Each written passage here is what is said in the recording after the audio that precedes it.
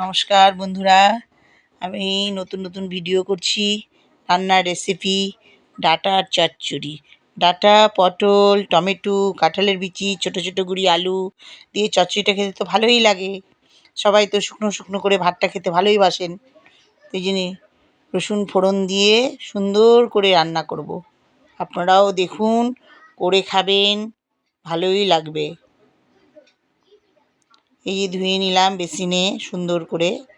প্রথম প্রথম করছি তো, ভুল ত্রুটি হলে ক্ষমা করবেন। এই যে ধুয়ে নিলাম, ধুয়ে নিয়ে এখন চলে যাচ্ছি রান্নার কাছে।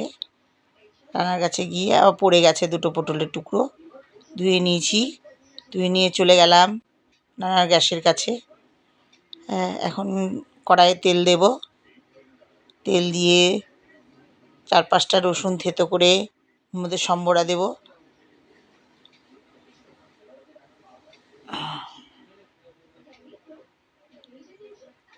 তেল দিয়েছি, এখন 4-5টা রসুন থেতো করে দেব। এটার মধ্যে কিচ্ছু দিতে হবে না, রসুন থেতো করে দিলে বেশ সুন্দর লাগবে খেতে।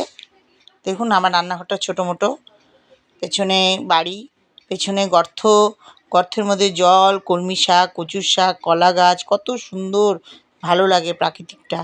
এই যে দিয়ে দিয়েছি রসুন ফোড়ন দিয়ে, সবজিগুলো দিয়ে দিলাম ডাঁটা, টমেটো, পটল, কাঁঠালের বিচি, ছোটো ছোটো গুঁড়ি আলু, কাঁচা লঙ্কা চিড়ে সুন্দর করে একটা চচ্চড়ি হবে সর্ষে বাটা দিয়ে।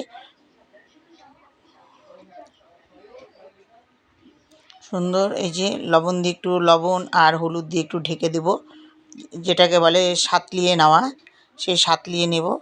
বিচিগুলো দিয়ে দিলাম, কাঁঠালের বিচিগুলো জলের তলে পড়েছিল সেগুলো দিয়েছি।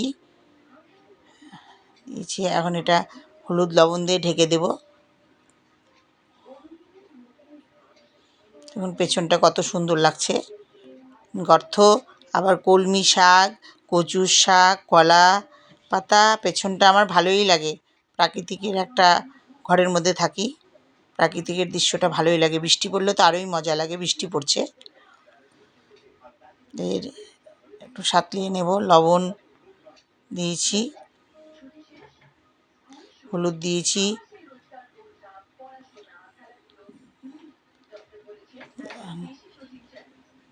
নেড়ে চেড়ে নেড়ে চেড়ে নেড়ে চেড়ে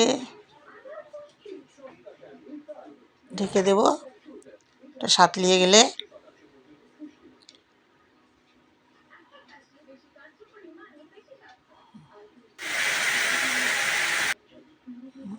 এই যে সর্ষে বাটা দিয়েছি, চচ্চড়িটা আমার হয়েই গেছে। দেখুন এখন নামিয়ে ফেলবো। সামান্য একটু চিনি দিয়েছি, ওটা দেখাতে আপনাদেরকে ভুলে গেছি। সর্ষে বাটায় একটু চিনি না দিলে তো ভালো লাগবে না, একটু মিষ্টি মিষ্টি ঝাল ঝাল বেশ সুন্দর, সর্ষের একটা তেজ আছে।